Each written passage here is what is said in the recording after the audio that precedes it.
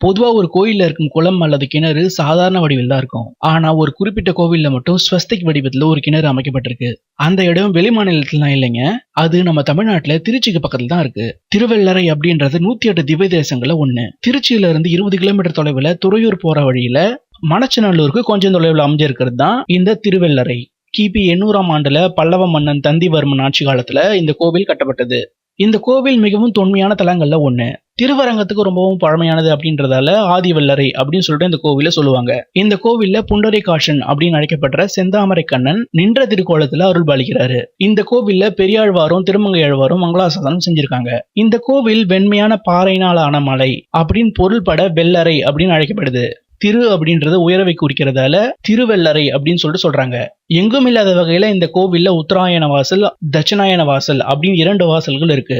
தையில இருந்து ஆணி வரைக்கும் உத்தராயண வாசல் வழியாவும், ஆணியில இருந்து மார்கழி மாசம் வரைக்கும் தட்சிணாயன வாசல் வழியாவும் இந்த கோவில்ல இருக்கிற பெருமாளை தரிசிக்கணும். முக்கியமா எந்த கோவிலையும் காண முடியாத அளவுக்கு இந்த கோவில்ல ஒரு அதிசய ஸ்வஸ்திக் கிணறு இருக்கு. ஸ்வஸ்திக் வடிவத்தில் அமைக்கப்பட்டிருக்கிற இந்த கிணறுக்கு 4 முளை கேணி அப்படின்னு சொல்லிட்டு இன்னொரு பேரும் இருக்கு. இந்த கிணத்துல ஒவ்வொரு படிக்கட்டுலயும் குளிக்கும் போதும் எதிரில் இருக்கிற படிக்கட்டுல குடிக்கிறவங்க தெரியாத அளவுக்கு கல் தூண்களால் ஆன மறைவு கற்களை கொண்டு அமைக்கப்பட்டிருக்கு. மாமியார் குளிச்சா மருமகளுக்கு தெரியாது, மருமகள் குளிச்சா மாமியாருக்கு தெரியாது அப்படின்றதால இதுக்கு மாமியார் மருமகள் குளம் அப்படின்னு சொல்லிட்டும் கிராம மக்களால காலங்காலமா அழைக்கப்பட்டு வருது.